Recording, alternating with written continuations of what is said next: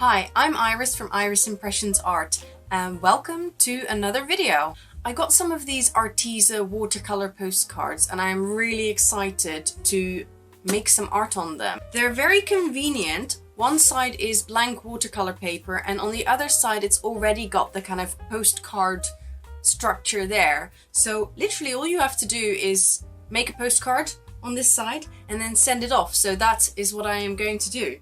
I really hope you enjoy this video. If you like it, please give it a thumbs up. If you want more ideas on how you can use your Arteza art supplies, you can check out the Arteza YouTube channel. I will also put a link to all of the products that you see me use in the description box. The lovely people at Arteza have also given me a 10% discount code that I can pass on to you. So find that in the description box below. Let's get going.